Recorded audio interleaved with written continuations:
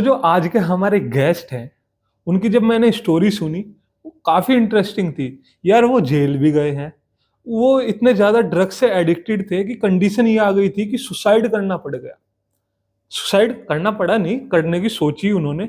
और यार उसके बाद उन्होंने ये भी डिसाइड किया कि ठीक है, मैं एडिक्टेड हूँ, मैंने सब कुछ किया, मैं जेल में भी चला गया, मैं सुसाइड करने भी की सोच रहा हूँ। फिर उसके बाद में कैसे बाहर निकले और आज के टाइम में इतने बड़े फिटनेस ट्रेनर हैं, फिटनेस इन्फ्लुएंसर हैं कि यार मतलब सोच नहीं सकते कि ये इंसान ऐसा था।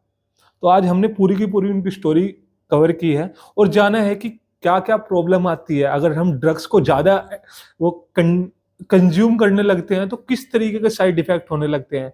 और फिटनेस अगर हम अपनी लाइफ़ में लेके आते हैं तो कैसे अपनी लाइफ़ को बेहतर बना सकते हैं। काफ़ी सारे टॉपिक के ऊपर हमने आज बात की है। इस पॉडकास्ट को एंड तक का ज़रूर देखना। और हाँ, अगर आप ऐसी और इंटरेस्टिंग पॉडकास्ट देखते रहते हैं तो हमारे चैनल को सब्सक्राइब भी करें, क्योंकि यार आप वीडियोस तो देख लेते हो पर सब्सक्राइब नहीं करते, तो सब्सक्राइब करें चैनल। और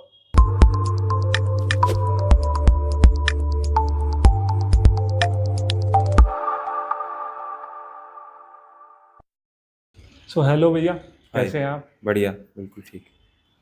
भैया मेरे को जानना है, मतलब जैसे आप आपके पीछे पुलिस भी पड़ रही थी, हाँ, आप काफ़ी ज़्यादा ड्रग्स से एडिक्टेड भी थे, हाँ। तो ऐसा क्यों हो रहा था? क्यों पड़ रही थी आपके पीछे पुलिस? मुझे एक-एक चीज़ जाननी है कि आखिर क्या हुआ था जिसके कारण आपके पीछे पुलिस पड़ गई और आप इतने ज़्यादा ड्रग एडिक्टेड थे कि सुसाइड करने की नौबत आ गई थी। तो हर एक चीज़ स्टेप बाय स्टेप बताइए, हाँ, मेरे को वो जानना है। ठीक है। बेसिकली मेरा बॉर्न है दिल्ली से हूँ। उसके बाद मेरे फादर वेटरनरी डॉक्टर थे, तो अरुणाचल प्रदेश में उनकी पोस्टिंग थी। तो मैं 3rd से 5th तक, मतलब 5th स्टैंडर्ड तक वहीं पर था। उसके बाद मेरी हायर एजुकेशन के लिए मेरे पेरेंट्स मुझे यहाँ पर लाए देहरादून में, क्योंकि देहरादून स्कूल्स के लिए फ़ेमस था।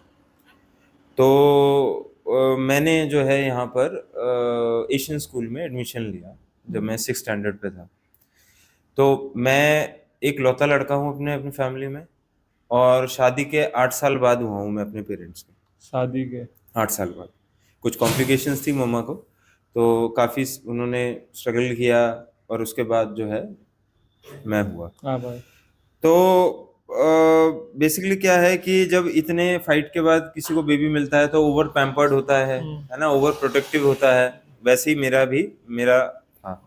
और मैं बाय बर्थ इम्यूनिटी में या मेरी जो बॉडी टाइप थी वो काफ़ी वीक थी, स्टार्टिंग से ही। स्टार्टिंग से ही, बचपन से ही। तो मम्मी पापा ने बहुत ध्यान रखा, बहुत प्रोटेक्शन था, सारी चीज़ें थी। मेरे साथ अटेंडेंस होते थे, ड्राइवर होता था कि स्कूल जाना है, ये वो, सो वैसे वैसे। तो मेरे एजुकेशन के लिए मेरे पेरेंट्स मेरे को देहरादून लाए यहाँ पर। और यहाँ पर भी सेम वही सारी चीज़ें थी कि जो दिल्ली में थी। मुझे एक शेल में रखा गया था। मतलब टाइम टू टाइम खाना खाना, पढ़ाई भी हो रही है, अगर मेरी पढ़ाई हो रही है, जो ट्यूशन मेरे को पढ़ता था, वो मेरे पेरेंट्स मेरे को घर पे ही, मतलब मेरे को वो करते थे ताकि बेस्ट हो सके एक बच्चे के लिए जो होता है। तो उसके लिए क्या होता है, जब आप एक बच्चे को बहुत शेल में रखते हैं या ओवर प्रोटेक्ट करते हैं, तो उसका एक इंफीरियरिटी कॉम्प्लेक्स भी डेवलप हो जाता है, उसकी वैसे पर्सनैलिटी डेवलप नहीं हो पाती है। जैसे वो, अगर हम उसे छोड़ दें बच्चे को कि जा बेटा स्ट्रगल कर, या अगर हम उसको ग्रुप ट्यूशंस में डालें, तो वो 4-5 बच्चों के साथ रह के सीखेगा कि ग्रुप ट्यूशन में क्या होता है, उसकी टांग खिंचाई होगी, उसको ह्यूमिलेट करेंगे वो। पर एक बच्चे को अकेले रख दोगे तो आप नहीं हो पाएगा ना। इसमें प्रॉब्लम ये आती है कि जो बच्चे का जो सोसाइटी से कनेक्शन है ना, हाँ, वो टूट जाता है। एग्जैक्टली। वो टूट जाता है इसमें। तो मैं बहुत ही इंट्रोवर्ट था। मैं हकलाता था बहुत, स्टार्टिंग से। स्टार्टिंग से ही। तो बच्चे स्कूल में मजाक बनाते थे, बहुत बनाते ही हैं जो हकलाते हैं। तो साथ ही क्या साथ, बोलते थे? मतलब जैसे मेरा roll number 25th roll number होता था, तो मैं फर्स्ट नंबर से स्टार्ट करता था यस मैम बोलने की, बट 25th में भी नहीं बोल पाता था। तो ये एवरी डे का था। आप किसी आदमी को ह्यूमिलेट करते रहोगे, एवरी डे करते रहोगे, तो उसका एक डर बैठ जाएगा ना। तो रोल, मतलब हमारी अटेंडेंस शुरू होने से पहले बच्चे मेरा मजाक बनाना शुरू कर देते थे। अच्छा। तो एक इन्फीरियरिटी कॉम्प्लेक्स हो ही जाता है। तो उसके साथ साथ जो टीचर्स हैं वो भी मतलब थोड़ा बहुत उसको, जैसे डेली किसी की मजाक उड़ती है तो टीचर्स भी उसको कितना मतलब डिफेंड करेंगे। तो बेसिकली इन सब चीज़ों की शुरुआत, मेरी जो शुरुआत हुई थी, मैं अपनी कुछ फोटोज वगैरह भी आपको शेयर करूंगा, और आप मेरे प्रिंसिपल से भी पूछ सकते हैं या जो मेरे टीचर्स थे, मैं कितना ओबीडियंट या कितना मतलब सिंसियर मैं बच्चा था। बट स्कूल की तरफ से, स्कूल में बच्चों की तरफ से ओवर ह्यूमिलेशन के लिए, और साथ ही साथ जो मतलब एक एक मेरे पेरेंट्स का एक प्रेशर था कि, क्योंकि मेरे दादाजी एक कंपाउंडर थे। अच्छा। दादाजी एक कंपाउंडर थे। हम्म। तो मेरे फादर और मदर जो हैं वो लोग भी बहुत लोअर मिडिल क्लास फैमिली से हैं। मेरे फादर कलकत्ता से हैं, जिनके 3-4 भाई बहन थे, और उनको सिर्फ दादाजी 100 रुपये मतलब भिजवा पाते थे, और 100 रुपये भिजवा के मेरे पापा को जो है अपने घर का सारा खर्चा उठाना पड़ता था। तो तो 100 लास्ट रुपए में एक महीना? लास्ट के जो 4-5 दिन रह जाते थे, हम्म। उसमें कई बार ऐसा होता था कि जो टमाटर ठेली से नीचे गिर जाते थे, उनको उठा के मेरे पापा लाते थे और अपने अपने भाई बहन का पेट पालते थे। तो 6 स्टैंडर्ड से मेरे पापा ने पढ़ाई शुरू करी। वेस्ट बंगाल की बात बता रहा हूँ, उस टाइम पे 2.5 रुपए में, और अभी भी अगर आप जाओगे वेस्ट बंगाल में तो 10 साल पहले 2.5 रुपए में 4 पूड़ी और 1 कटोरी दाल मिल जाती थी वेस्ट बंगाल में, जिस गांव से मेरे पापा बिलोंग करते हैं। तो बहुत स्ट्रगल करके वो यहाँ तक आए थे। तो पापा का बहुत ज्यादा प्रेशर था कि भाई आपको एक अच्छा इंसान बनना है, आपको, मैं एक डॉक्टर बना हूं, वेटनरी डॉक्टर, तो आपको उससे ऊपर जाना है।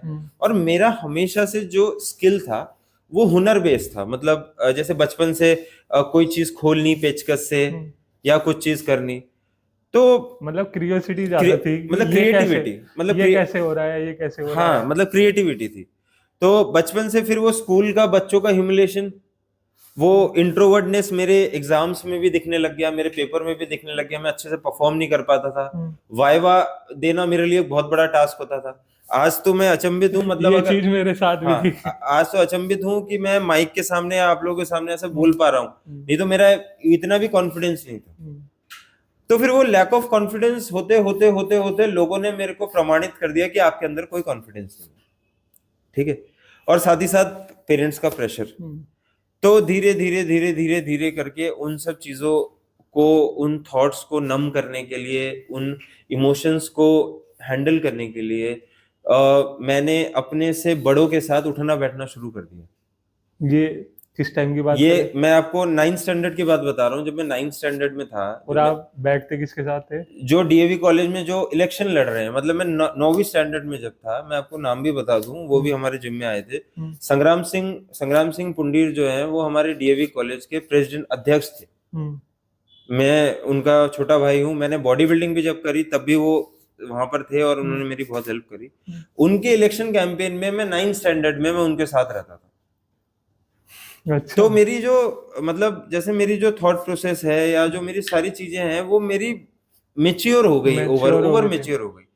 उन भैया लोगों ने तो बहुत अच्छा गाइड किया, बट मेरे को अपने बच्चों के साथ मुझे अच्छा नहीं लगता था।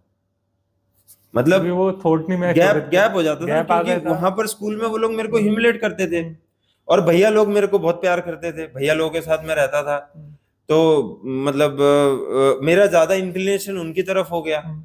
तो स्कूल तो डेली ड्राइवर छोड़ता था, स्कूल तो जाना ही पड़ता था, पर उसके बाद मैं अपना सारा टाइम भैया लोगों के साथ स्पेंड करता था। ये एक चीज इसमें ये भी आती है, मतलब ये बोला भी जाता है कि अगर आपको कुछ करना भी है, मतलब एज मैं सक्सेस भी मैं बोल रहा हूँ कि अगर आपको कुछ करना है तो अपने से 4-5 साल की उम्र से ज्यादा के बंदों के साथ बैठना स्टार्ट कर दो। नहीं, देखो वो तो बात सही है। देखिए एक मैं आपको बात बताता हूँ। जैसे ना हर एक चीज का ना बायोलॉजिकली और साइंटिस्ट लोगों ने एक टाइम डिसाइड किया है। एक 9वीं क्लास का बच्चे को मतलब कॉलेज के इलेक्शन कैंपेन में नहीं रहना चाहिए। अब मेरी बात समझ रहे हैं? वो आप जो बोल रहे हैं वो ठीक है, बट मैं ये बोल रहा हूँ कि मेरे को स्कूल में और कॉलेज में मन नहीं लगता था, बिकॉज वो लोग इतना मेरे को ह्यूमिलेट करते थे।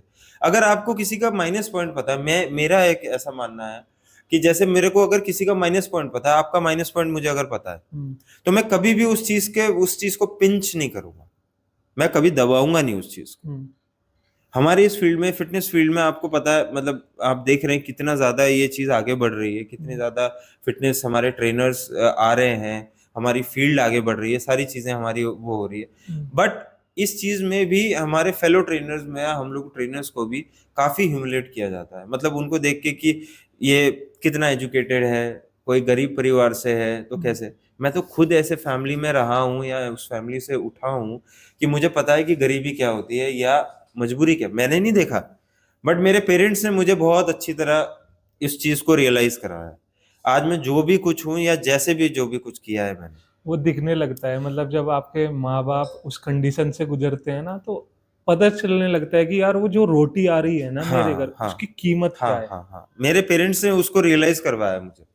मतलब मुझे हर एक चीज जो भी मैंने अपनी अपनी लाइफ में करी है, मेरे पेरेंट्स का तो आशीर्वाद है ही, उनके बिना तो कुछ नहीं हो सकता। दाल रोटी तो वही दे रहे हैं आज भी, हम्म, वो वही अपना खिला रहे हैं जो भी चीजें हैं।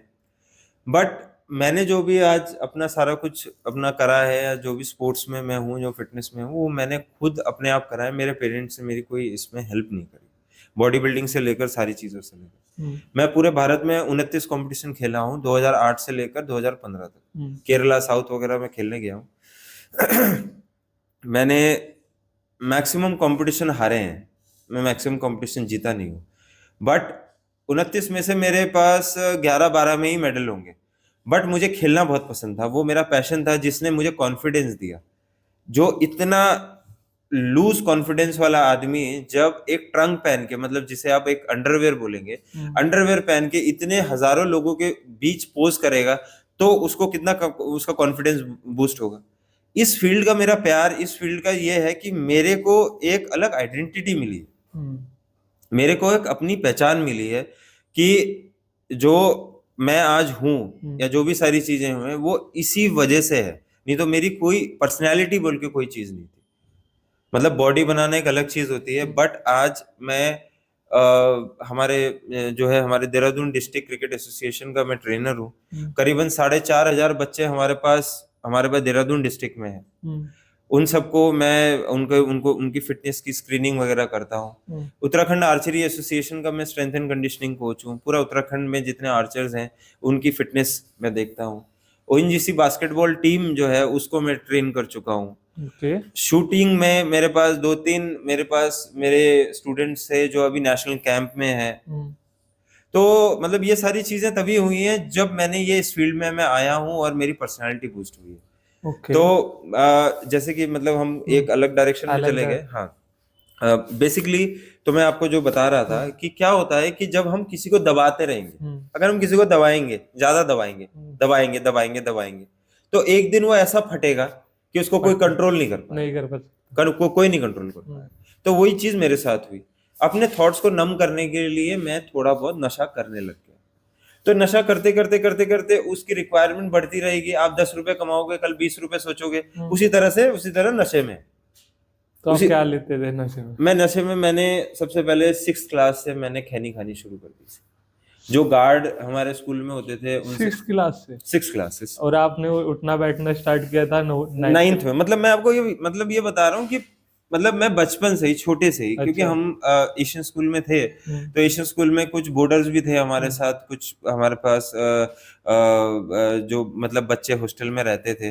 तो उनके साथ धीरे धीरे करके, जैसे जैसे हम्म, स्कूल्स वगैरह में कुछ नोटी बच्चे होते हैं, उनके साथ संगत मेरी लग गई। हम्म, तो बड़ा अच्छा लगता था। जैसे अगर मैं 8 घंटे के लिए स्कूल जा रहा हूँ, हम्म, तो 4 घंटे, मतलब 8 घंटे में से 6 घंटे लोग मेरा मजाक बना रहे हैं। हम्म, तो आधा घंटा जो है थोड़ा सा अगर नशा कर लिया तो थोड़ा सा लगता था कि नहीं यार चलो कोई बात नहीं, अब क्या करें। हम्म, लोग मजाक भी बनाते थे, लड़कियां बात नहीं करती थी, लड़कियां बहुत ज्यादा अपने को जो है मतलब जैसे उड़ की होता ही है। परी। हाँ, जैसे होता ही है, आप मानेंगे ना, जैसे मतलब होता ही है। हम्म, तो फिर वो करते करते करते ओवर प्रेशर करते करते मैं हम्म, एक दिन एक्सप्लोड हो गया। हम्म, तो मैंने हमेशा अपनी दोस्ती या लोगों के लिए बहुत कंट्रीब्यूट किया है। आज भी मैं लोगों के लिए, अगर किसी को कोई दुख हो रहा है या हम्म, कुछ है, मैं स्पेशल चाइल्ड्स को भी ट्रेन करता हूँ। मैंने डम एंड डेफ को भी ट्रेन कर चुका हम्म, हूँ, और अभी और भी बच्चों को ट्रेन कर रहा हूँ। या किसी के साथ कुछ दुख होता है तो मैं उसके साथ हमेशा मैं खड़ा रहा हूँ। तो धीरे धीरे फ्रेंड्स के साथ जैसे फिर आप ड्रग्स में आए थे या कुछ और किया आपने?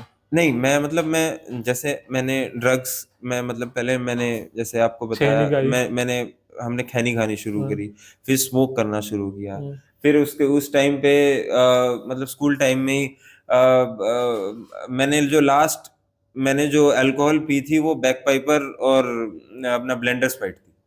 अच्छा। उस टाइम पे ब्लेंडर स्प्राइट बहुत बड़ी बात होती थी। हम्म। और हमारे टाइम पे एक दारू आती थी, उसका नाम था आईजीएल।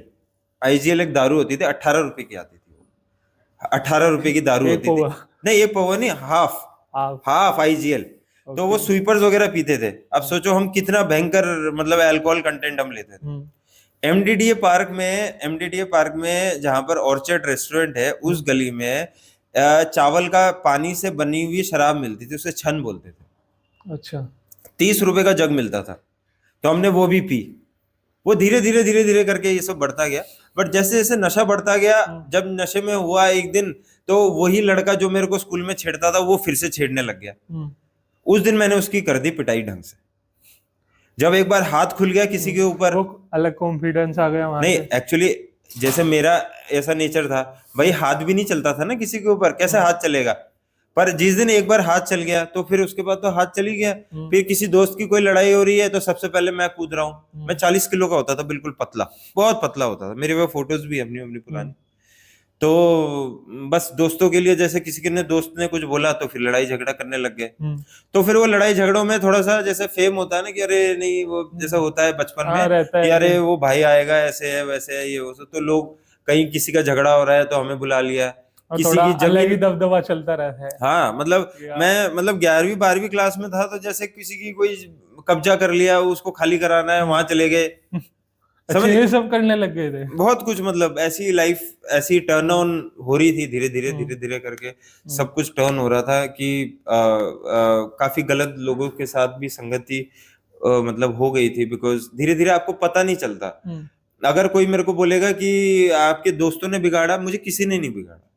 मुझे किसी ने नहीं बिगाड़ा, कोई किसी को नहीं बिगाड़ता। सबसे बड़ी बात होती है आदमी की किस्मत।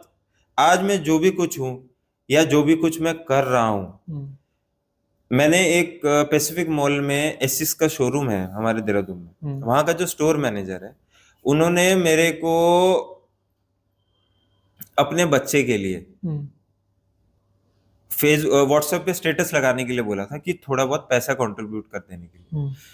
आप मानेंगे नहीं, एक हफ्ते के अंदर अंदर हम्म। मैंने उनके बच्चे के लिए 6.5 से 7 लाख रुपए इकट्ठा कर दिए थे, एक हफ्ते में, अपने व्हाट्सएप स्टेटस से।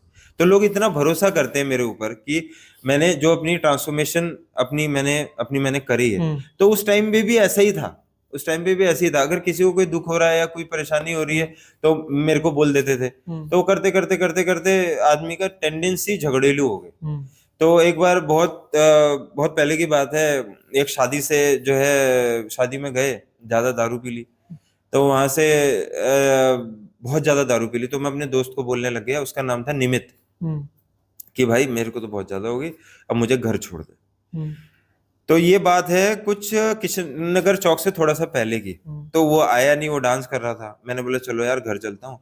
मैं उसी नशे की हालत में जो है, मैं निकल गया। मैं वहां से निकल गया। बल्लूपुर चौक में जब मैं पहुंचा, हम्म। तो वहां पर मेरे को दो पुलिस वाले मिले।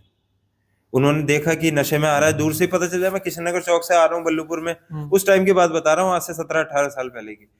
तो जो है पुलिस वालों ने देखा कि ये आ रहा है, उन्होंने मेरे को छेड़ा, फिर जैसे हम्म। छेड़ते हैं। हम्म। भाई रात को छेड़ा क्या मतलब, वो अपनी ड्यूटी पूछ कर रहे रहे थे थे सही कि से, है क्या ना, भाई, वो कहाँ अपनी से आ ड्यूटी कर रहे रहे थे हैं। सही तरीके से। हम्म।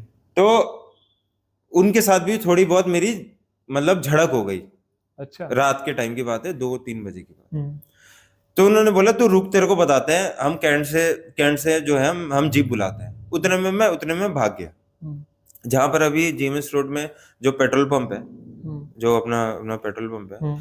वहां पर जो है मैं वहीं तक पहुंचाऊंगा, क्योंकि नशे में था। हम्म। पुलिस की जीप आ गई। पुलिस वाले ने मेरे को इतना ढंग से मारा वहां पर।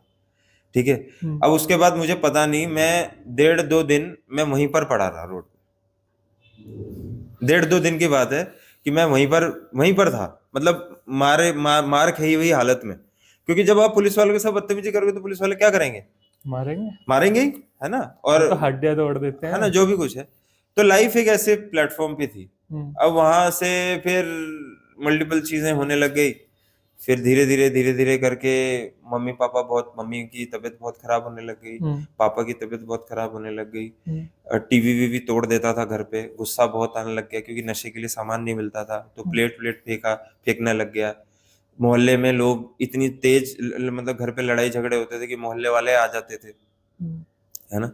पुलिस वाले मतलब अब फिर मैं यहाँ पर मोहल्ले में जैसे है फेमस हो गया था। हम्म, कोई भी कांड होता था, कुछ भी होता था, सबसे पहले पुलिस वाले मेरे को उठा लेते थे घर से। हम्म, पुलिस की गाड़ी आना, घर पे लेके जाना, ये वो सब तो बहुत पेरेंट्स ने, जिस मैं आपको बता रहा हूँ एक अच्छे डिग्निफाइड फैमिली से मेरे पापा हैं, वेटनरी डॉक्टर रहे, हम्म, जहाँ से उन्होंने स्ट्रगल करके आए, तो वो भी बहुत परेशान होने लग गए। मम्मी भी बहुत परेशान होने लगी, मेरे को भी बहुत सारी चीजें इश्यूज होने लग गए। और बाकी तो आपको पता ही है, ये जो हमारी सोसाइटी है जिसको हम बोलते हैं, हम वो लोग क्या बोलेंगे, ये लोग क्या बोलेंगे, हमारी आधी जिंदगी ऐसे निकल जाती है कि लोग क्या बोलेंगे। हम्म, मुझे आज की डेट में कोई फर्क नहीं पड़ता कि लोग क्या बोलेंगे, मुझे कोई फर्क नहीं पड़ता, मैं अपनी ड्यूटी करता हूँ, मेरे को जो करना है। उन लोगों ने मेरे को चाहते तो मेरे को बहुत कुछ समझा सकते थे उस टाइम पे, बहुत कुछ बोल सकते थे, ना कि मेरे को सोसाइटी से दूर रख दे। जैसे सपोज मैं अगर अपने दोस्त को बोलता था कि हैप्पी बर्थडे भाई, हम्म, मैं उसके लिए गिफ्ट लेके आ रहा हूँ, हम्म, वो मेरे को क्या उत्तर में बोल रहा है कि भाई तू मेरे बर्थडे पार्टी में मत आना, क्योंकि अगर तू मेरे बर्थडे पार्टी में आएगा तो और लोग नहीं आएंगे। इस तरह से अगर हम किसी ऐसे बच्चे को सोसाइटी से दूर करेंगे तो फिर वो खूंखार बनेगा ही, बनेगा। बनेगा ही, वो अपना खतरनाक बनेगा ही। तो वो चीजें मेरे अंदर आ गई थी।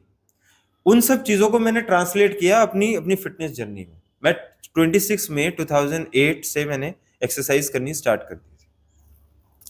2009 में अंबेडकर स्टेडियम में ओएनजीसी में मैं compete करने लग गया था बॉडी बिल्डिंग। मिस्टर उत्तराखंड मैंने खेला, एक और साल बाद। एक साल बाद में हम्म, ये, क्योंकि ये जो पागलपन, जो जुनून, जो एग्रेशन इस सोसाइटी ने भरा मेरे अंदर, हम्म, जो लोगों ने भरा, वो मेरे अंदर था, वो तो मेरे को लोहा मिल गया। हम्म, इसकी एक साइंटिफिक रीजन है। हमारी जो डेंसिटी है आयरन की, हम्म, वो जो है 3-4 डिग्री उसका टेम्परेचर ज्यादा होता है। फॉर एन एग्जाम्पल, अगर इस रूम का टेम्परेचर 18 डिग्री सेल्सियस है, हम्म, अगर आप इसमें लोहा ले आएंगे एक हम्म, सर्टेन अमाउंट, तो इसकी 3-4 डिग्री टेम्परेचर बढ़ जाएगी। इंक्रीज हो जाएगा। ये इतनी हीटेड चीज होती है। और साथ ही ओके। साथ ये अपने कोई भी थॉट को रिपेल नहीं करेगी। आप कुछ भी थॉट इसको दे सकते हो, कोई भी एग्रेशन आप इसको दे सकते हो, हम्म, ये उस एग्रेशन को अर्थ कर देगी। मतलब हमारी ओके। बॉडी में जो हम्म, काइनेटिक एनर्जी फ्लो कर रही है, hmm, am I relatable to you, जो या, हमारी साइंटिफिक मतलब चीजें हैं, हम्म, जो हमारी एनर्जी फ्लो कर रही है, हम्म, मुझे कितना भी कोई चीज है वो मैं हम्म, इसके ऊपर निकाल सकता हूँ, ये कभी मुझे रिपेल नहीं करेगा। मैं हम्म, आपके ऊपर अगर निकालूंगा तो आप एक ना एक दिन मेरे को रिपेल करोगे। करेंगे। तो मैंने अपने एग्रेशन, सारे अपने फ्रस्ट्रेशन, जो लोगों ने मेरे को इम्युलेट किया, जो सारी चीज मैंने इस चीज में लगाया। और मैं, गणेश जोशी जो हमारे अभी विधायक भी हैं, हम्म, उन्होंने मेरे को उन्होंने मेडल पहनाया था, हम्म, और सबके सामने अंबेडकर स्टेडियम में बोला भी था कि ये वो लड़का है जो इन्हीं रोडों पे नशे करता रहता है, और आज मैं सबसे प्राउड हूं कि मैं इस लड़के को आज मैं मेडल पहना पा रहा हूँ। मेरे कई सारे दोस्त हैं जो आज इन लोगों के साथ हैं, विधायक हम्म, लोगों के साथ, क्योंकि मैं तो फिर अलग हो गया था।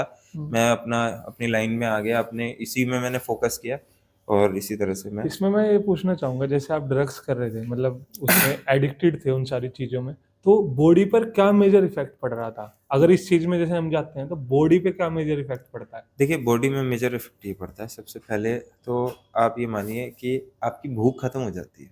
अच्छा। भूख आपकी नहीं रहेगी। हम्म, आपको कॉन्स्टिपेशन वगैरह की प्रॉब्लम शुरू हो जाएगी। हम्म, आपको हेमोरेजेस वगैरह होने लग जाएंगे, जैसे अगर स्टूल में ब्लड आना, हम्म, पाइल्स होना, हम्म, है ना। क्योंकि जो आपका जीआई ट्रैक है, जो हमारा मुंह से लेकर जो एनस तक जो जीआई ट्रैक है, हम्म, इसका जो म्यूकोसा लाइनिंग है, मतलब ये सब जो मैंने एजुकेशन ली है आफ्टर मैंने फिटनेस फील्ड में आने के अच्छा। बाद ली है तो जो म्यूकोसा लाइनिंग है वो सेम है, यहाँ से लेकर एनस तक सब एक ही मटेरियल से बना है। तो वो सारा कुछ सिस्टम, जब हम कोई टॉक्सिक चीजें हम ले रहे हैं, हम्म, तो वो सारी चीजों की एजिंग प्रोसेस को बढ़ा देगा। ओके। मतलब suppose if I am 18 years old hmm, and I am consuming any alcohol, any type of tobacco, anything, so it will increase my aging process, my okay, organs will get age fast. Okay. Yes. तो उसमें सारी जब ageing होगी तो सारी चीजें आप किसी नशे करने वाले को देखिए, उसकी स्किन वगैरह कैसी लगेगी, बूढ़ापन लगेगा, सारी चीज, क्योंकि एजिंग बढ़ जाएगी। तो एजिंग से बढ़कर हमारी लाइफ में कुछ भी नहीं है। अगर हम एजिंग को रोक सकें, अगर हम एजिंग प्रोसेस को रोक सकें, तो उससे ज्यादा सक्सेसफुल ह्यूमन कोई है ही नहीं, जो कि रोकना इम्पॉसिबल है, because we have to die one day. क्या And अभी तक ऐसा किसी ने किया है? नहीं, ऐसा हो नहीं सकता, बिकॉज 18 साल के बाद हमारी एजिंग प्रोसेस स्टार्ट हो जाती है। बट हाँ, fitness will help you to reduce the speed of ageing. Okay. Yes. मतलब जैसे एडिक्शन की अभी बात की, देखो आज के टाइम में कल्चर ये चल पड़ा है कैसा, ड्रग्स का, क्या कहते हैं, अल्कोहल का, ये बहुत हर कोई वेस्टर्न कल्चर को अपना रहा है और अपने आप को कूल दिखाता है कि हाँ यार मैं कूल हूँ, मैं दारू सिगरेट ये सब कर रहा हूँ, जो कि आने वाले टाइम में इंक्रीज ही होगा। अब जिस इंसान ने अभी तक का ये सारी चीज़ कंज्यूम नहीं की, अब जिसने कर ली वो तो उसे तो निकालना अभी थोड़ा मुश्किल है, पर जिसने नहीं की उसके लिए आप क्या कहोगे? देखिए, मैं सबसे पहले उसके लिए ये कहूंगा कि सब आदमी के लिए, मेरे साथ क्या प्रॉब्लम हुई थी, आप समझ गए? मेरे साथ एग्री। प्रॉब्लम थी सिर्फ मेरे को अंडरस्टैंड करने की। अंडरस्टैंड करने के लिए। पेरेंट्स ने दूसरी लाइन में डालने की कोशिश करी, जो मैं नहीं जाना चाह रहा था, नंबर 1। दूसरी चीज, किसी आदमी को कोई प्रॉब्लम है तो उसको बुला के उससे बात करो, उसको उसका एक कंधा बनो। मेरे आज जो दोस्त हैं वो ये पॉडकास्ट देखेंगे जरूर, उनको खुद रियलाइज होगा कि पूरी क्लास में एक बच्चे को आपने इतना ह्यूमिलेट किया और आज मैं कहां पर हूं, और वो लोग मेरा एग्जाम्पल देते हैं कि तेरे जैसा लड़का हमने पूरे स्कूल में नहीं है। ठीक है, मेरे प्रिंसिपल जो जिनसे मैंने वो किया है, वो तक मेरे को इतना अप्रिशिएट करते हैं। पूरे स्कूल में आज तक मेरा एग्जाम्पल दिया जाता है। मैं एशियन स्कूल से 2007 बैच से पास आउट, आज तक एग्जाम्पल दिया जाता है। मैंने अब देखिए, ऐसा है कि हमारी जो भी लाइफ है, एक ना एक दिन तो जाना है। बट मैं इतना जानता हूं कि इस जगह पे, मैं ज्यादा बड़ी बात तो नहीं करता, मैं देहरादून की भी बात नहीं करता, पर इस जगह पे, जिस जगह पे हम बैठे हैं, इस जगह पे मेरे नाम का लोग एग्जाम्पल देते हैं कि ऐसा अगर किसी को बनना है तो ऐसा बन के दिखाओ। इन्हीं रोडों में मैंने नशे करे, इन्हीं रोडों में मैं आज अपनी गाड़ी अपने पैसों से मैं घूमता हूँ, इन्हीं रोडों पे मैंने अपना नाम बनाया, आज जो लोग मेरे को पहचानते हैं। तो बेसिकली क्या होता है कि सिर्फ और सिर्फ अगर हमें लोगों को इस चीज से दूर रखना है तो पेरेंट्स किसी चीज पे प्रेशर ना करें, जो बच्चा जो लाइन अडॉप्ट करना चाहे उसे अडॉप्ट करने दें। सेकेंडली, अगर जो फ्रेंड्स फेलोज हैं, अगर किसी के साथ कुछ परेशानी है तो उसकी हेल्प करें, ना कि उसका मजाक बनाए। इसमें संगत मतलब हमारे एनवायरनमेंट का भी फर्क पड़ता है, जहाँ तक का मुझे लगता है कि जैसा हमारा सराउंडिंग होगा, जैसा हमारा फ्रेंड सर्कल होगा, धीरे धीरे हम वैसे बनते चले जाएंगे। अब जैसा आपका फ्रेंड सर्कल कुछ ज्यादा अलग हो गया था तो आप उसमें एडिक्टेड हो गए। अब वही मेरा फ्रेंड सर्कल कुछ ऐसे, जैसे मैं रेस्टोरेंट में जाता हूँ, कोई हर एक तरीके के रेस्टोरेंट है, कुछ ऐसे हैं जहाँ पर सिर्फ मजदूर आते हैं या फिर जो लोअर मिडिल क्लास लोग आते हैं, पर वहीं कुछ ऐसे भी रेस्टोरेंट हैं जहाँ पर टॉप बिजनेसमैन आते हैं। तो अगर मैं दोनों रेस्टोरेंट की बात करूँ, अगर मैं वहाँ जा रहा हूँ एक लोअर मिडिल क्लास वाले में, तो मेरी वहाँ की मेंटेलिटी, वहाँ का एनवायरनमेंट अलग होगा, वहाँ का ऑरा अलग होगा।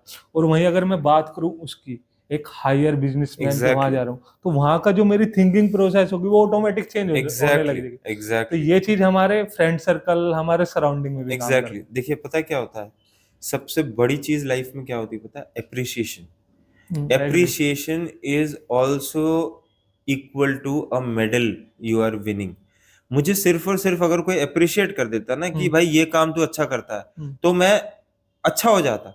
जिम में मैं गया, जिम में मुझे लोगों ने तारीफ कर दी मेरी कि तू बहुत अच्छे से मेहनत करता है। मेरा शरीर नहीं था, वो चीज मेरे को बड़ी भा गई कि कोई तो आदमी है जो मेरी तारीफ कर रहा है, कोई तो मुझे ह्यूमिलेट नहीं कर रहा। तो मेरे सबसे पहले जो कोच रहे वो रहे पंकज पंत, मिस्टर पंकज पंत। वो अनुराग चौक में एक जिम होता था उस टाइम पे, फिटनेस एज, वहां पर उन्होंने ट्रेनिंग देनी शुरू करी। तो मेरे लिए बहुत बड़ी बात होती थी उस टाइम पे अगर मेरे को कोई 100 ग्राम पनीर खिला दे, मतलब खिलाने को मतलब ये मतलब एप्रिसिएशन अगेन, कि मैंने इतने, अब जैसे सपोज बच्चा, हम I am a coach now, so जैसे मैं कोचिंग करता हूँ, तो कोचिंग में अगर मैंने किसी को 100 रुपए दे दिया, चाहे वो बड़ा प्लेयर है, तो उस प्लेयर के सामने उसका बड़ा वो हो जाएगा कि आज सर ने मेरे को रिवॉर्ड दिया। तो उसी तरह से मेरे को पंकज भैया ने बहुत, कभी पनीर खिला देते थे, कभी कुछ खिला देते थे, मतलब उस चीज के लिए अप्रिशिएट करते थे। अप्रिशिएट किया, तो मेरे को और मोटिवेशन मिला कि मेरा कोच अप्रिशिएट कर रहा है मुझे। एक दिन उन्होंने क्या किया, मेरे को मास गेनर मेरे को दिलाया। और किन से दिलाया, एक हमारे बहुत बड़े डीलर है यहाँ पर, पंकुल गुप्ता, उनके घर पे मैं गया। आज भी वो जानते हैं, आज वो बोलते हैं कि पिनाकी तूने कहाँ से कहाँ ले आया अपने आप को। उन्होंने अपने पैसे से 450 रुपए का गेनर था उस टाइम पे दिया। वो गेनर आप मानोगे नहीं, मैं चाट चाट के खाता था। मतलब इतना मेरे लिए वो बड़ी बात थी कि मेरे को वो दिया, कि मतलब आप समझ रहे हैं, जिस आदमी को लोगों ने वो किया, मतलब अपने साथ नहीं बिठाया, उन्होंने वो करा। तो बहुत, मतलब कुल मिला के मैं आपको ये बताऊं कि अगर आपको लोगों को मोटिवेट करना है, लोगों को अच्छा करना है, तो लोगों को अप्रिशिएट करो, उनकी जो बेस्ट क्वालिटी, हाइपोथेटिकली नहीं, प्रैक्टिकल वे में।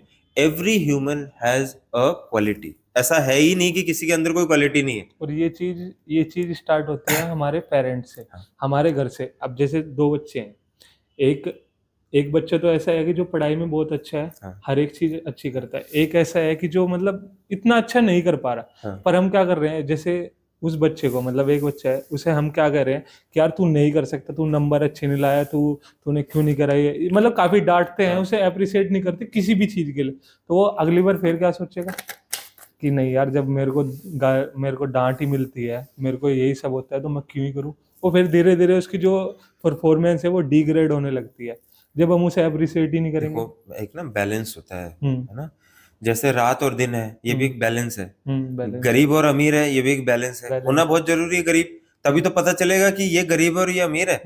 अनएजुकेटेड, एजुकेटेड, ये भी एक बैलेंस है। पृथ्वी बैलेंस पे चलती है। उसी तरह से किसी भी ह्यूमन को आप उसकी गलतियां भी बताओ और अच्छाइयां भी बताओ, कि भाई ये चीज, ये इस चीज के ऊपर अच्छा है। आज हमारे इंडिया में प्रॉब्लम क्या है, इंडिया हो रहा है वेस्टर्नलाइज, जबकि हमें ग्लोबलाइज होना है। इंडियंस क्या है, गलत चीज को पकड़ते हैं। अब ये चीज नहीं पकड़ते। सपोज एक इलेक्ट्रिशियन की क्या रिस्पेक्ट है फॉरेन में, और हमारे यहाँ क्या रिस्पेक्ट है, ये नहीं आदमी कोई देखेगा। आदमी ये देखेगा कि क्लब में जाके शराब कितनी पी रहे हैं, कपड़े कैसे पहन रहे हैं, गाड़ी में कैसे घूम रहे हैं। इक्वलिटी नाम की कोई चीज नहीं हमारे इंडियंस में, नहीं है ना। आज हम एक ही मांस मच्छी के बने हैं। आप भी ह्यूमन है, मैं भी ह्यूमन। ये एक स्पीशीज है, वो कुत्ता है, वो एक डॉग की स्पीशीज है, वो एलिफेंट है, वो एलिफेंट की स्पीशीज है, वो काऊ है, काऊ की स्पीशीज है। Is just a race in this earth, there is nothing. आप अगर वो डिफरेंस हटा दोगे ना, कि ये गरीब है, ये अमीर है, ये ऐसा है, ये वैसा है, तो हमारी सारी चीजें इंडिया में ठीक हो जाएगी। इंडिया में पर्टिकुलर कुछ सेक्टर्स को हम वेस्टर्न से कॉपी करते हैं, बाकी कुछ सेक्टर्स को हम कॉपी ही नहीं करते। जो मेन चीज है इक्विलिटी, ह्यूमंस की इक्विलिटी होना बहुत जरूरी है। और इंडिया में तो खासकर 70% लोग गरीब हैं, तो इक्विलिटी तो है ही नहीं, कुछ भी नहीं है ना। यही सारी मेन चीजें हैं जो हम लोग लैक कर रहे हैं इन सब चीजों में, और लोग नशे की तरफ मतलब ज्यादा आ रहे हैं। देखिए बेसिकली ना, ये एक डीप कॉन्सेप्ट है कि क्यों आदमी इन सब चीजों की तरफ जा रहा है, why, what all things should be there in a education system. I am in many panels with schools also, and I give lecture there also, और मैं वहां पर भी मैंने कई जो है लोगों को बोला है कि आप इन सब चीजों को इंट्रोड्यूस करें, है ना, ये सब चीजें पता हो। जब आप जो ये अब की जनरेशन है, इनसे मिलते हो, तो क्या उनकी मेंटेलिटी, उनकी थिंकिंग प्रोसेस कैसी दिखती है आपको? क्या ये थोड़ा उससे वे में जा रहे हैं या कुछ अलग ही है? हाँ, देखिए मैं ये बोलता हूँ कि आजकल की जो जनरेशन है, आजकल की जनरेशन और हमारी जनरेशन में डिफरेंस, सबसे ज्यादा डिफरेंस ये था कि हम बहुत एंग्शियस थे चीजों को लेके। आज की जनरेशन एंग्शियस नहीं है, because all the answers are solved by their laptop और बाय देयर फोन। तो मतलब छोटी चीज की भी जो अगर क्वेरी होती थी हमारे टाइम पे, अगर बचपन में हम क्वेरी करते थे, तो हमारे पे हमारे बड़े भाई लोग या हमारे फ्रेंड्स या हमारे टीचर्स होते थे। आज की डेट में कोई बच्चे को कोई क्वेरी हो रही है, तो बच्चा किसी से नहीं पूछ रहा, माँ बाप से तो पूछ ही नहीं रहा। उसके पास उसका मोबाइल है, उसके पास उसका लैपटॉप है, वो गूगल में डालता है what is this question and he gets the answer. So आजकल की जो जनरेशन है वो एंग्शियस नहीं है, ही नोज एवरीथिंग। और दूसरी चीज है टॉलरेंस नहीं है लोगों के अंदर। ओके। टॉलरेंस इन सेंस, आज जैसे मैं आपको बताऊं, हम्म। मतलब एक आदमी को एक बात बताऊं मैं आपको, अगर हम 10 दरवाजे उसको दिखाएंगे हम्म। कि ये डोर नंबर 1 है, हम्म। ये डोर नंबर 2 है, ये डोर नंबर 3 है, ऐसे 10 दरवाजे हैं। हम्म।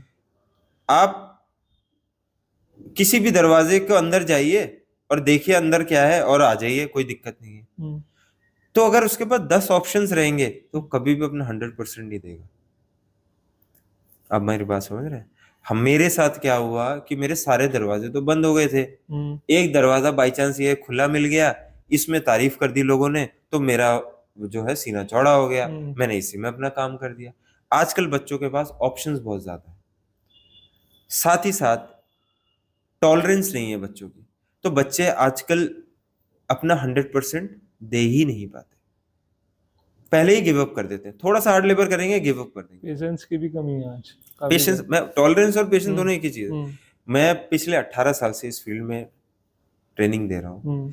और 2,000 रुपये से मैंने अपनी जॉब शुरू करी थी, ठीक है। ठीक है। और आज आप लोग जानते ही हैं मैं किसके एसोसिएशन से एसोसिएटेड हम्म। हूँ। मैं अपनी इनकम तो क्या ही कितनी बताऊँ है? आपको। फिर भी बताइए दो। जो भी कुछ है, मतलब इतना है कि मैं एक अच्छा मिडिल क्लास फैमिली की लाइफ अच्छी तरह लीड अप कर सक रहा हूँ, अच्छे से हम्म। अपना कपड़े पहन सकता हूँ, सारी चीजें जो अपनी मेरे को लिविंग स्टैंडर्ड के लिए चाहिए वो मैं कर सकता हूँ। मेरे जैसे लड़के के लिए बहुत बहुत बड़ी बात है, जो जिसका बेस ही नहीं था कुछ। अच्छा चलो, जब इनकम की बात करी थी तो ये बताइए, मतलब जो फिटनेस इंडस्ट्री में आ रहा है कितने कमा सकता है? देखिए, हाईएस्ट बताइए। देखिए मैं आपको एक बात बताता हूँ। आज की डेट में हम्म। अ, आज की डेट में फिटनेस फील्ड इतनी इलेबरेट हो रही है, हम्म। इतनी इलेबरेट हो रही है, बिकॉज ह्यूमन की हेल्थ कंडीशन बहुत डिग्रेड हो रही है। हम्म। डॉक्टर्स, आप, मैं आपको थोड़े दिन, आपको मैं जो जिस भी प्लेटफॉर्म पे आप इसको लॉन्च करेंगे, हम्म। मैं उस थोड़े उन्हीं उसी प्लेटफॉर्म पे मैं आपको डॉक्टर्स के बारे में भी, हम लोग एक पैनल पे काम कर रहे हैं। हम्म। इतनी पैथेटिक कंडीशन डॉक्टर्स की भी हो रही है आजकल, और ह्यूमन हेल्थ इतनी डिग्रेड हो रही है कि थोड़े दिन बाद हम्म। लोग ट्रेनर ही प्रेफर करेंगे, कि हमारे पास कोई एक ऐसा ट्रेनर हो जो हमारा केयर कर सके और हम डॉक्टर के पास ना जाए। और एक ट्रेनर, अगर ये टायर 3 सिटी में हम काम कर रहे हैं, जो हमारा देहरादून है, हम्म। मैंने पुणे में भी जॉब करी है, दिल्ली में भी जॉब करी, हम्म। बैंगलोर में भी जॉब करी है। और अगर हम इस टायर 3 सिटी की बात करें, तो एक आदमी अगर 3 से 4 साल अपना देता है अच्छे से, हम्म। बस उसका डेली प्रोग्रेशन क्या होना चाहिए, जो प्रोग्रेसिव मैनर होना चाहिए, वो ये होना चाहिए कि हम कितने लोगों को ट्रेन कर रहे हैं। अगर सपोज मैं यहाँ खड़ा हूँ हम्म। और मेरे जिम में 50 लोग एक्सरसाइज कर रहे हैं, हम्म। तो उसकी आईक्यू ये होनी चाहिए कि हम बॉडी को जो डिस्टिंग्विश करते हैं वो एक्टोमॉर्फ, एंडोमॉर्फ, मेसोमॉर्फ में करते हैं। उसको इसको बताइए, थोड़ा मैं एक्सप्लेन आपको करिए। एक्सप्लेन करूंगा। मैं आपको पहले इनकम की बात बता दूं। हम्म। अगर वो हर एक शरीर से हम्म। कुछ सीखने का इंटेंशन रखेगा, हम्म। तो वो 1 लाख टू 1 पॉइंट, मतलब 1.5 लाख रुपए तक आराम से कमा सकता है। तो देखो, हमारी फील्ड में सिर्फ और सिर्फ क्या मैटर करता है? स्किल, हम्म। हुनर। अगर एग्री। आपने 3 से 4 साल अच्छे से दे दिए, हम्म। आप पे हुनर आ गया, किसी को कमांड करने का, किसी को ट्रेन करने का, तो एक टाइम के बाद जाके कोई भी इन्वेस्टमेंट नहीं है। एक टाइम तक इन्वेस्टमेंट हम्म। है, पर उसके बाद सिर्फ आपकी नॉलेज है। नॉलेज है आज स्टार्ट मेरे का। पे सप्लीमेंट स्पॉन्सर्ड हूं मैं, हम्म। मेरे को सप्लीमेंट के पैसे नहीं देने हम्म। पड़ते, ठीक है।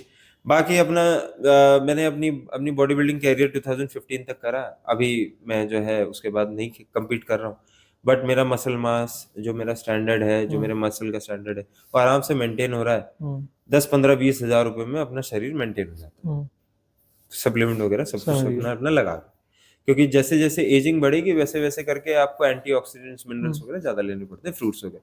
और मेरा मेन हमेशा फोकस सप्लीमेंट में कम और डाइट में ज्यादा रहा। मैं डाइट अच्छा। अच्छे से लेता हूँ, जो भी मेरी डाइट होती है। तो 1 से 1.5 लाख रुपए आदमी आराम से कमा सकता है। हम्म। और अगर अपनी डिग्निटी वगैरह सब मेंटेन करके चले, सब प्रिंसिपल्स मेंटेन करके चले, तो रिस्पेक्ट भी बहुत ज्यादा है। अभी आप कुछ पूछ रहे थे मेरे से। आपने अभी वो बताया था, mono, I think ectomorph, endomorph, mesomorph. Ecto. Basically हम जब अपनी फिटनेस कैरियर या फिटनेस एजुकेशन स्टार्ट करते हैं, तो हमारी जो बॉडी टाइप्स हैं hmm. According to our bones type, वो हम्म। 3 है: एक्टोमॉर्फ, एंडोमॉर्फ, मेसोमॉर्फ। एक्टोमॉर्फ होते हैं जो बहुत हाई मेटाबॉलिक रेट के होते हैं, जो वेट गेन करने में जिनको प्रॉब्लम होती है। हम्म। और फिर होता है हमारा एंडोमॉर्फ, और फिर होता है हमारा जो है हमारा मेसोमॉर्फ। ये बोन टाइप्स के ऊपर है।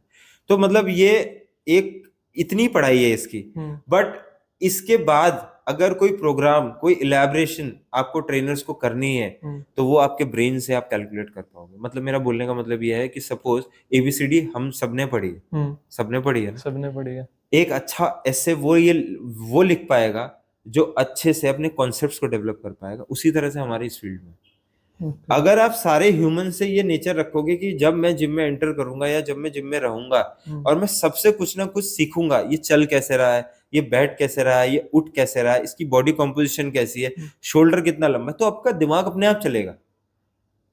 आजकल ट्रेनर्स सिर्फ और सिर्फ ध्यान देते हैं पर्सनल ट्रेनिंग, और हमने हमारे टाइम पे कोई पर्सनल ट्रेनिंग बोल के वर्ड टर्म ही नहीं था। वो तो जनरल अभी इवॉल्व हुआ है 2013 2014 के बाद। हम तो ट्रेनिंग देते थे, ट्रेनर है तो ट्रेनिंग देते थे। हमें तो 50 लोगों को भी ऐसी एक्सरसाइज करानी है, 10 लोगों को भी एक्सरसाइज करानी है। आजकल जो एजुकेशन पैटर्न भी है, जो हमारे फिटनेस फील्ड में लोग कर रहे हैं, सर्टिफाइड पर्सनल ट्रेनर, उस कोर्स का नाम ही बच्चों के लिए सर्टिफाइड पर्सनल ट्रेनर रख दिया है।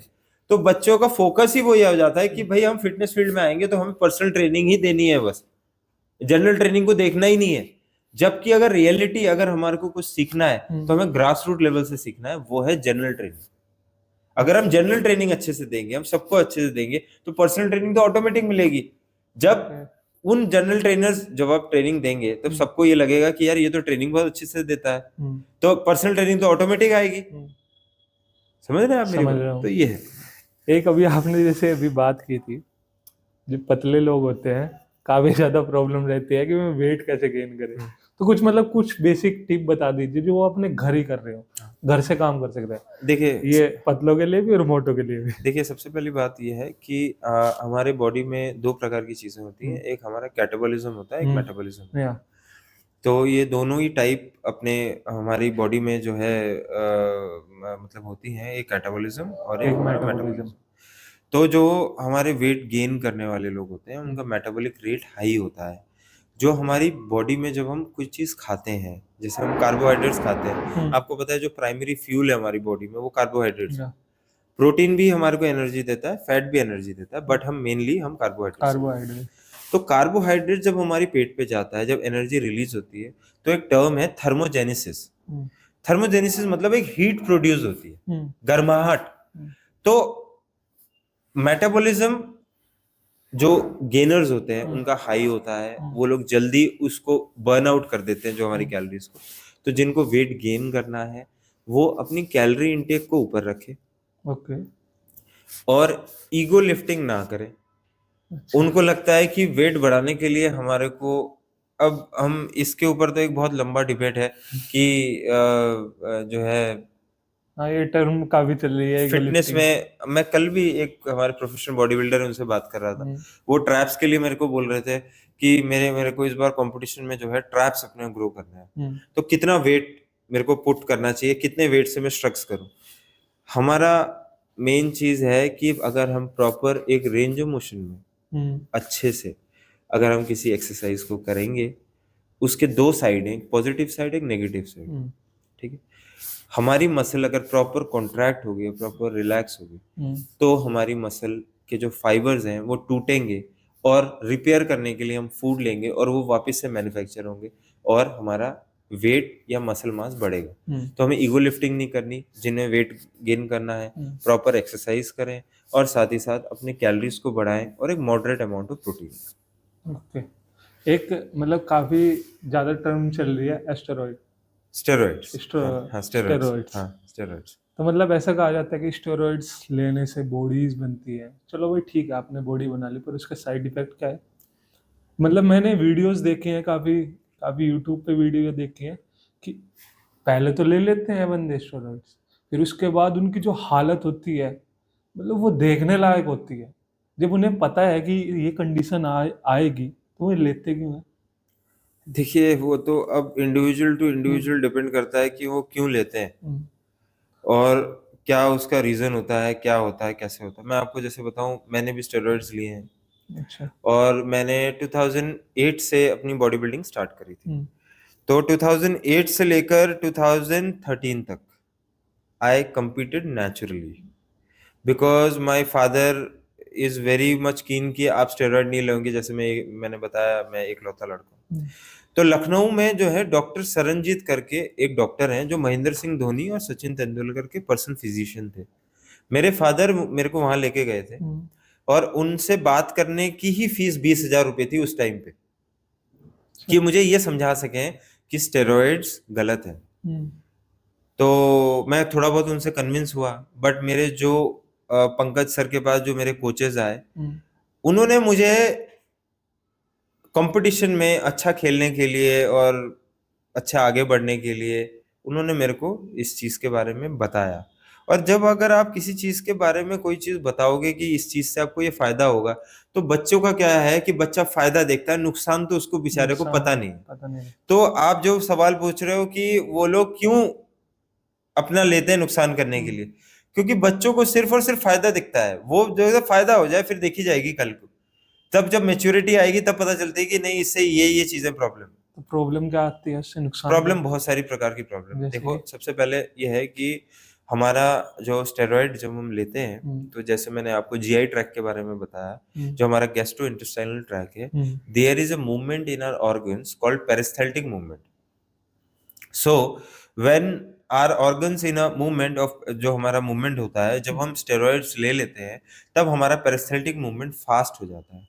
जब वो चीज हमारा फास्ट हो जाएगा, तब हमारा जो डाइजेशन प्रोसेस, हार्मोन रिलीजिंग, चाहे वो इंसुलिन हो, चाहे वो हमारा एड्रिनल हो, वो सब कुछ एनहांस हो जाएगा, सब कुछ बढ़ जाएगा। जब वो बढ़ जाएगा तो ऑलरेडी हमारे जो मसल्स हैं, हमारे जो मसल टिश्यूज हैं, हमारी सारी चीजें उसमें असर आएगा और वो चीज ग्रो होंगी। बट जब आप उन सब चीजों को रोकोगे, एक शरीर को एक हैबिट पड़ जाएगी एक चीज को सर्टेन अमाउंट में सिक्रीट करने की, जब उसको आदत पड़ जाएगी, जब उसको आप रोकोगे, तो फिर आपको साइड इफेक्ट्स होंगे, आपको प्रॉब्लम आएंगे। फिर आप उनको रिवर्स नहीं कर सकते उन सब चीजों को, क्योंकि एक आदत पड़ गई है, एक पेरिस्थेल्टिक मूवमेंट होने लग गया है बॉडी का, एक सर्टेन अमाउंट ऑफ चीज ग्रो होने लगी है। सपोज अगर कोई चीज ग्रो, मतलब एक जग में 1 लीटर ही पानी भर सकता है। हाँ। अब उस जग में कैपेसिटी बन गई है 1.5 लीटर की, तो उसमें डिफरेंस आएगा ना। वैसे ही हमारे बॉडी में तो काफी सारे, किसी को बोन्स में प्रॉब्लम होती है, किसी को मेंटल इश्यूज होते हैं, किसी को एग्रेशन होता है, किसी को सेक्सुअल इश्यूज होते हैं, किसी को डाइजेशन प्रॉब्लम परमानेंट हो जाती है। ठीक है, तो कुछ ना कुछ साइड इफेक्ट्स होते हैं, एक्ने हो जाते हैं, है ना। और मेरे जैसे बाल नहीं है तो लोग बोलते हैं कि नहीं आपके स्टेरॉइड की वजह से गए। ऐसा नहीं है, क्योंकि वो मेरे चलो हेरिडिटी है, पर लोग बोलते हैं नहीं इसने इतने स्टेरॉइड्स लिए हैं कि इसके बाल चले गए। तो ऐसा नहीं, मतलब साइड इफेक्ट्स है। बोल्डनेस भी एक हमारा साइड इफेक्ट है। तो स्टेरॉइड्स के बहुत टाइप के साइड इफेक्ट्स हैं, बच्चों को नहीं पता चलता। बच्चों तो अपने गोल देखते हैं कि ये गोल हम अचीव कर लें बस, और जो कोचेज हैं, जो ट्रेनर्स हैं, उनको साइड इफेक्ट बताते नहीं है। तो हाँ थोड़ा बहुत होता है, वो हो जाएगा ठीक। ये फास्ट कर देता है हमारी प्रोसेस, एनहांस कर देता है, उसका स्पीड को बढ़ा देता है, जिसकी वजह जहां पर आपको 6 महीने लगेंगे तो आपको 3 महीने में हो जाएगा, है ना। और मैंने फिर आपको वो वर्ड यूज किया, एप्रिसिएशन। जब फिर कोई अप्रिशिएट करेगा तो फिर आदमी बोलेगा भाई इससे बढ़कर तो कोई चीज ही नहीं है ना। अगर आप किसी को अप्रिशिएट कर दो, अगर मैंने आपको तारीफ कर दी भाई क्या बॉडी है, और आप ले रहे हो स्टेरॉइड, तो बोलेगा यही ठीक है भाई, स्टेरॉइड लेके तारीफ मिल रही है तो ले लेते हैं, तारीफ मिल रही है तो बस। वो किसी को बताएगा नहीं। फिर क्या होगा कि उस तारीफ के चक्कर में अपने शरीर का नुकसान, किसी जॉइंट में दर्द, कहीं पेट में दर्द हो रहा, नहीं जी लेते रहो, तारीफ मिल रही है सोसाइटी से, लोग तारीफ कर रहे हैं, वो माइंड में ना वो परसेप्शन बन जाता है कि हाँ यार उस बंदे ने खाया, मेरे को अप्रिशिएट किया है कि हाँ यार तुम्हारी बॉडी ऐसी है वैसी है। फिर उस चीज को मेंटेन करने के लिए हम वो सारी गलत काम, चाहे कितना भी गलत काम बस हर हद तक बस वही चीज नशे में भी है, वही चीज नशे में भी है।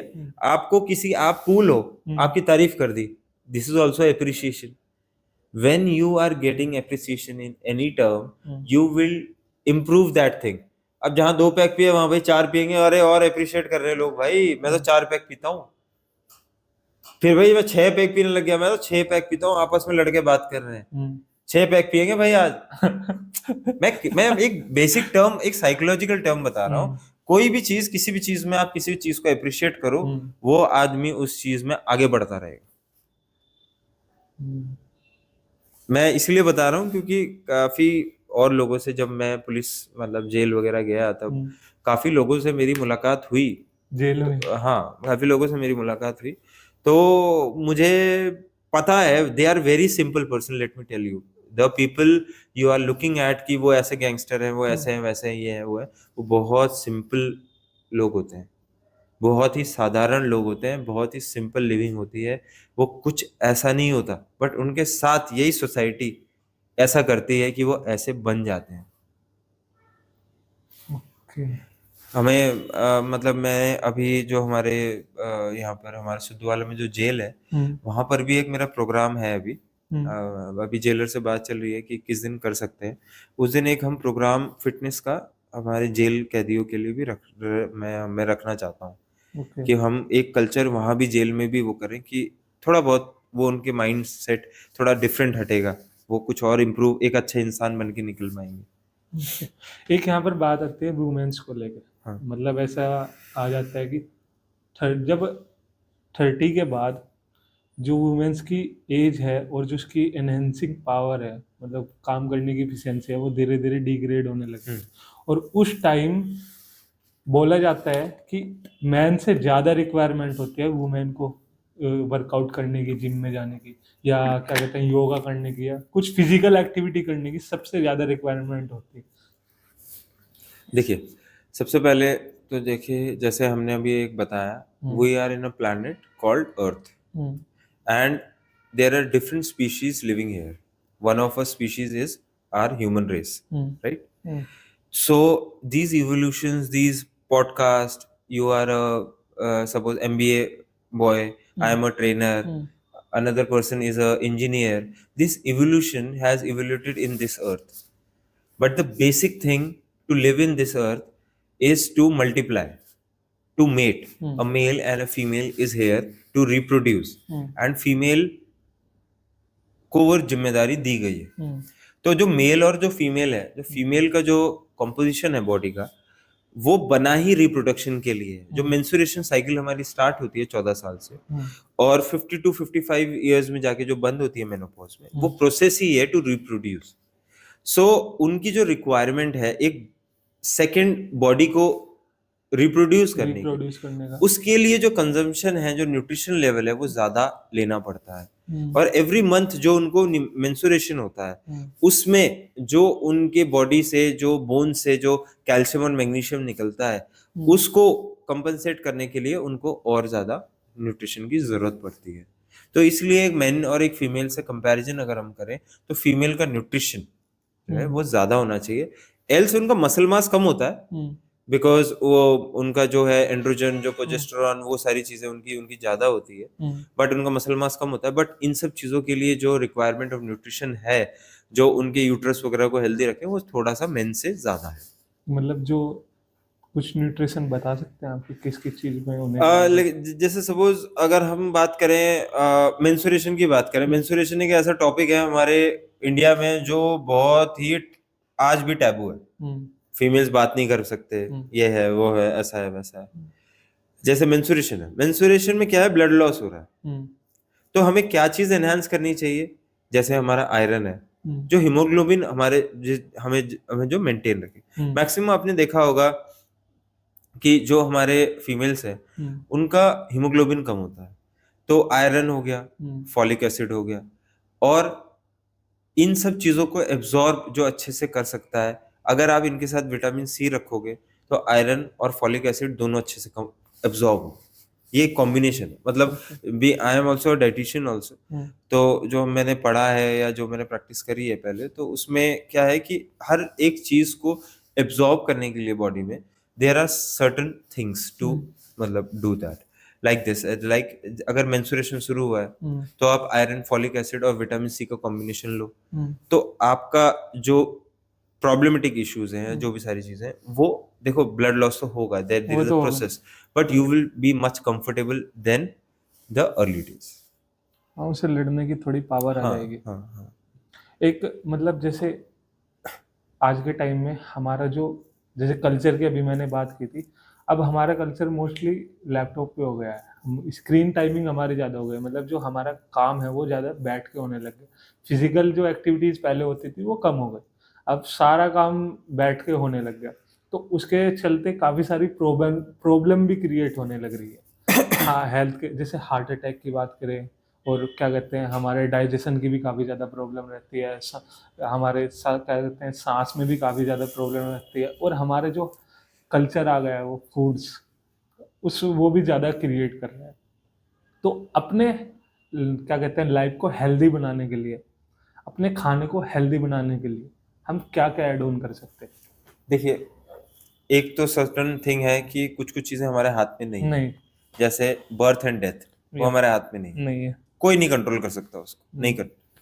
बहुत सारे फुटबॉलर्स को भी आपने देखा है, भाई फुटबॉलर सबसे ज्यादा हाईली एजाइल रहते हैं, फिट रहते हैं, उनकी भी डेथ हो जाती है, अच्छे अच्छे प्लेयर्स की भी डेथ। देखो उन सब चीजों पे तो मैं ये नहीं बोल सकता कि आप फिटनेस करेंगे तो आपकी डेथ नहीं होगी, डेथ तो होनी होनी है, ये तो भाई एक जेन्युइन बात है। एग्री। बट आज हमारे फिटनेस फील्ड में ट्रेनर्स को ये पता होना बहुत जरूरी है। जैसे मैं एक एग्जांपल देता हूँ, सपोज हमारा हार्ट ब्लड पंप कर रहा है पूरी बॉडी में, हमारे स्मूथ मसल्स में भी और हमारे वॉलेंट्री मसल्स में।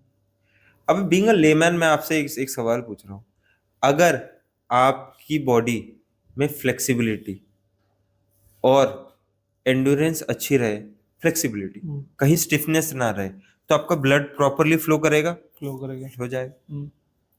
हमारे फिटनेस फील्ड में क्या है, लोगों को लगता है कि मसल पैकिंग ही सबसे इंपॉर्टेंट है, मसल को पैक कर लो किसी भी तरह से, मतलब टफ दिखना, टाइट दिखना। जैसे मैं हम लोगों ने भी पहले ऐसा बहुत करा है, मैंने जब मैं बॉडी बिल्डिंग करता था, तो जितना ज्यादा आपकी बॉडी स्टिफ होगी उतना ज्यादा ब्लड आपका रिस्ट्रिक्टेड वे में चलेगा। एम आई राइट और wrong? Right. You are getting simple form.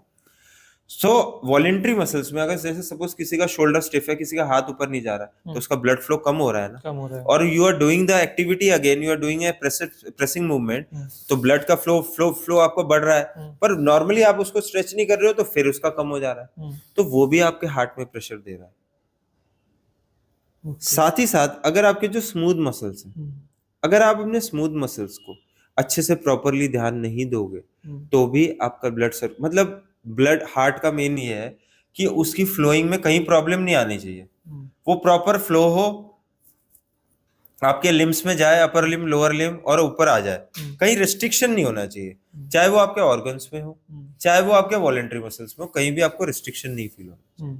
तो हार्ट अटैक वगैरह के चांसेस, या हार्ट जो भी सारी चीजें हमारे हो रही है, कि प्रॉपर टेक्निक जो ट्रेनिंग की है वो हमारे फिटनेस फील्ड में ट्रेनर्स उनको गाइड नहीं कर रहे हैं, या तो वो लोग उस चीज पे एजुकेट नहीं होना चाह रहे हैं। सिंपल एक टर्म हमारे जिम में जो है, जिम का मतलब लोगों को लगता है कि जिम में आके लोगों को वेट ट्रेनिंग करनी है, वेट उठानी है, ये करना है, वो करना है, यही लोगों को लगता है फिटनेस है। बट वेट उठाना तो एक रेजिस्टेंस है, रेजिस्टेंस है वो एक वेट, वो मसल को स्ट्रेंथन करने का एक तरीका है वेट उठाना। हम जनरल लोकोमोशन या जो भी हम तरीके से चल रहे हैं, स्क्वाट करना एक डेली एक्टिविटी है हमारी बॉडी की, डेली ह्यूमन एक्टिविटी है। हम स्क्वाट करते हैं, हम यूरिनल में बैठ रहे हैं, हम जो भी कर रहे हैं वो स्क्वाट एक्टिविटी है, उसको एनहांस करने के लिए हम रेजिस्टेंस ट्रेनिंग करते हैं। लोगों को बस सिर्फ और सिर्फ ये लगता है कि अगर हम वेट ट्रेनिंग कर रहे हैं तो हम फिट है। अब वेट ट्रेनिंग करते करते क्या है कि उनका जो स्टिफनेस लेवल है वो एनहांस हो जाता है, बढ़ जाता है। जब उनका स्टिफनेस लेवल बढ़ जाएगा तो उनका ब्लड फ्लो कम हो जाएगा, जब ब्लड फ्लो कम हो जाए, एक्सरसाइज करते हुए तो ब्लड फ्लो ज्यादा रहेगा पर नॉर्मल टाइम पे नहीं रहेगा, तो उनको फिर हार्ट अटैक वगैरह की प्रॉब्लम होती है। मतलब देखो, मैं किसी के साथ कुछ चीज हो तो मैं ये तो नहीं है मैं उन सब चीजों को बोलूंगा ये नहीं होगा, बट अगर आप प्रॉपर रूटीन अपना फॉलो करें, प्रॉपर तरीके से आप मोबिलिटी करें, प्रॉपर आप स्ट्रेचिंग करें, प्रॉपर आपने अपने जॉइंट्स पे अपने काम करा, प्रॉपर आपने अपने स्मूथ मसल्स पे आप अपना काम कर रहे हैं, प्रॉपर एक दिन आप फास्टिंग रख रहे हैं, ऑर्गन्स को रेस्ट दे, महीने में एक दिन दे दें, कोई दिक्कत नहीं, प्रॉपर वे में अगर आप प्रॉपर वे में करें तो आपको इन सब तरह की प्रॉब्लम नहीं होगी। आजकल आप देख रहे हो पीसीओएस, पीसीओडी, डायबिटीज, हाइपरटेंशन कितनी ज्यादा हो रही है लोगों को, कितनी कॉमन हो गई, ये बहुत ज्यादा कॉमन हो गया, एक टाइम पे इनका नाम भी नहीं सुनते थे। तो इसका इशू क्या है? यही सारी चीजें। तो सबसे पहले हमारे ट्रेनर्स को ये बताना चाहिए लोगों को कि सिर्फ दो ही टर्म नहीं है हमारे जिम में, एक कार्डियो और एक वेट ट्रेनिंग।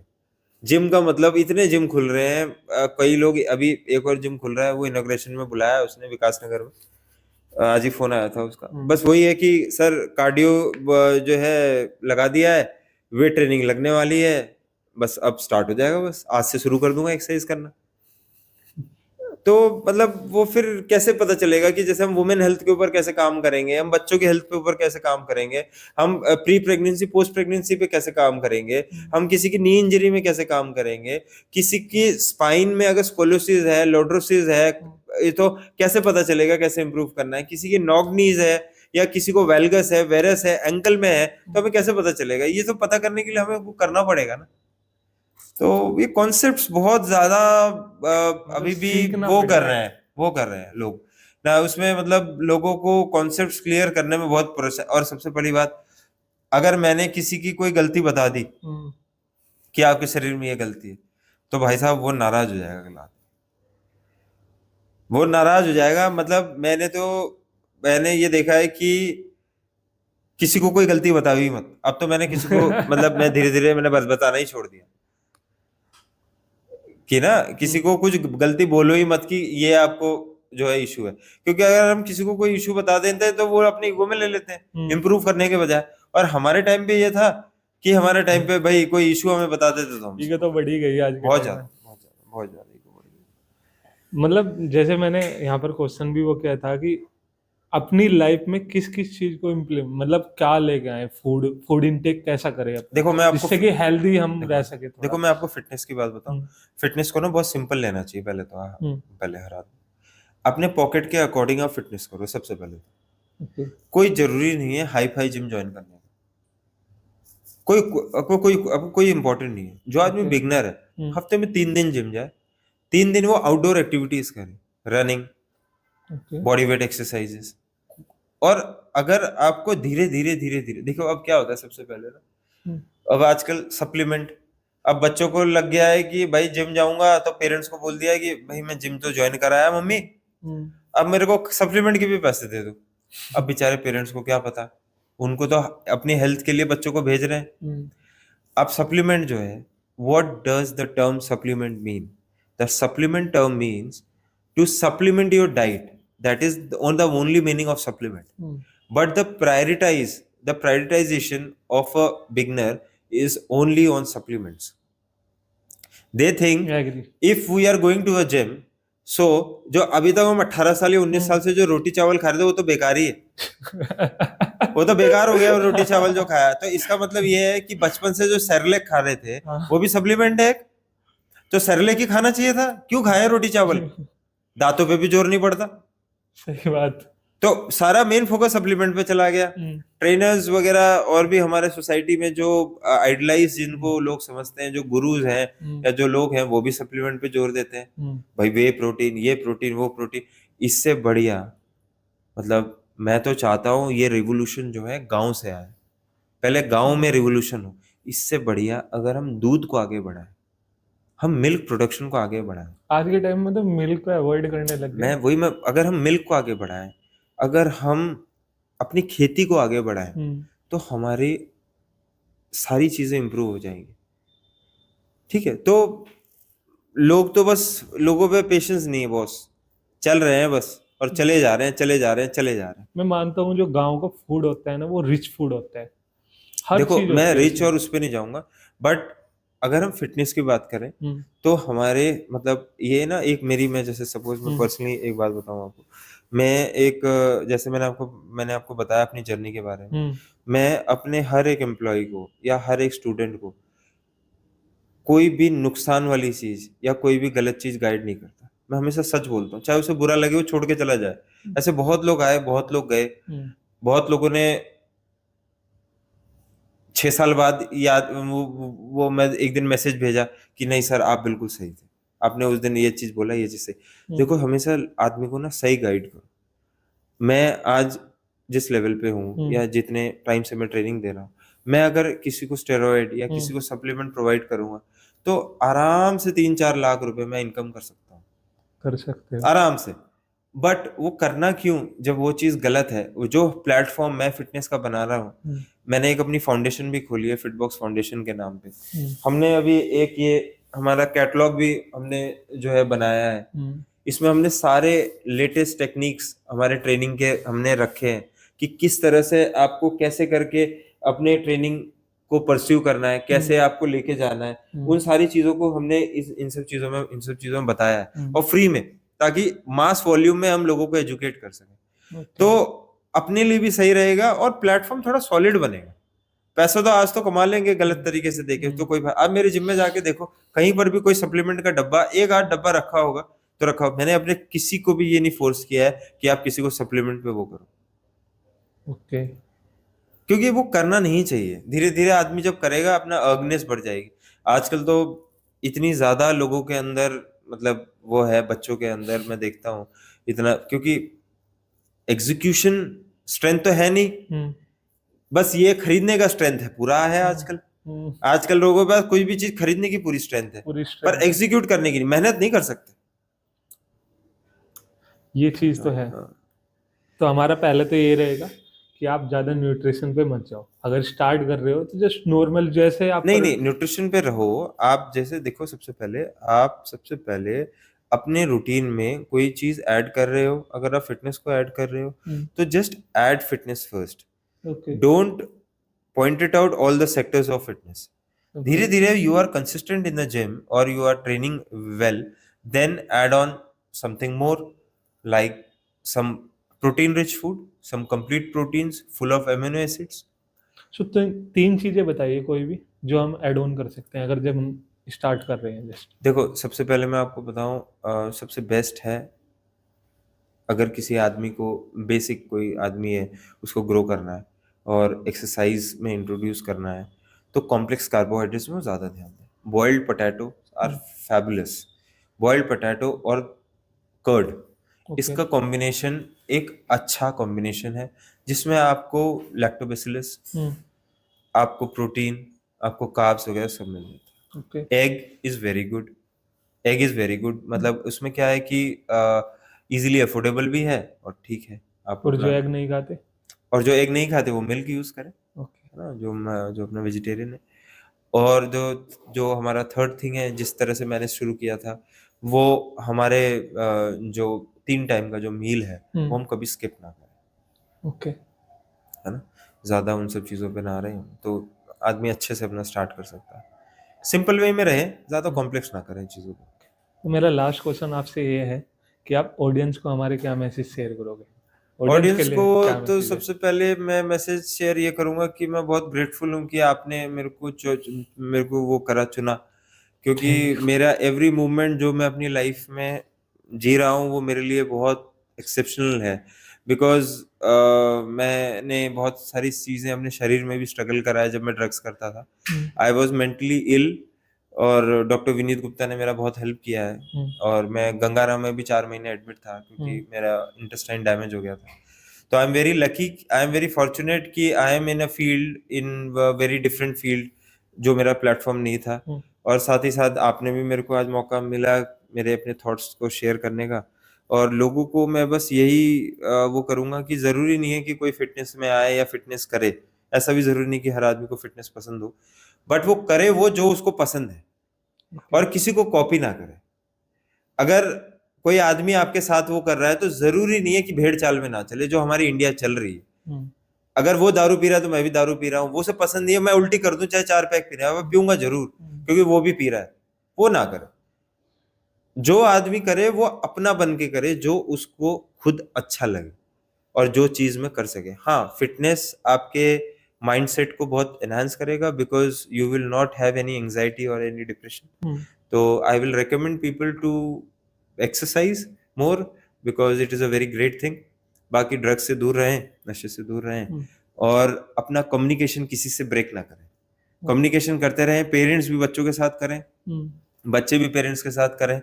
और जितना ज्यादा कम्युनिकेट करेंगे, जितना ज्यादा वोकल रहेंगे आप एक दूसरे के बीच में, आपके बीच में कंफ्यूजन कम रहेगी। ओके, काम कीजिए, अपनी हेल्थ पे काम कीजिए, और दूसरा सोसाइटी के मत सुनो। जो आपको अच्छा लगता है, जो भी कुछ आपको करना है वो करो। सोसाइटी के लिए कुछ नहीं करना चाहिए कभी भी। अपने पहली बात तो ये है कि सोसाइटी कुछ करे। आज जैसे मैं ये चीज शूट कर रहा हूँ, तो I am having full confidence what I am saying. लोग क्या बोलेंगे, मैं क्यों बताऊं अपने बारे में कि मैं नशे करता था, मैं ये करता था, मैं ड्रग्स पे था, मैं जेल गया, मैं ये किया वो किया, मैं क्यों बताऊं? अबे जब नहीं बताओगे तो दूसरे को कैसे पता चलेगा? हम्म। और आज जो मैंने किया है वो मुझे पता है, मैं बहुत सेटिस्फाइड हूँ उस चीज के लिए। हम्म। दुनिया ये बोलेगी मैं ये कर लूंगा, दुनिया ये बोलेगी मैं ये कर लूंगा, दुनिया ये बोलेगी मैं जिम जाऊंगा, दुनिया ये बोलेगी मैं क्लब में जाऊंगा, दुनिया ये बोलेगी, वो किसी के चक्कर में मत पड़ो, जो तुम्हें अच्छा लगे तुम वो चीज करो। सही है, जैसे भैया ने बताया, किसी की मत सुनो भाई, जो तुम्हें अच्छा लग रहा है ना वो करो, उस पर फोकस करो, और अपने लाइफ में उसका क्या कहते हैं, फिटनेस को ले आओ, मतलब कुछ एक्सरसाइज करो, कुछ अपना थोड़ा जो रूटीन है तुम्हारा उसे अच्छा बनाओ, कुछ खाना पीना अपना अच्छा करो, और मस्त रहो, काम करते रहो और आगे बढ़ते रहो। थैंक यू भैया, thank thank you you so boss, much. Thank you, thank you, काफी अच्छा लगा आपसे बात करके, thank thank you, you so much. Thank you.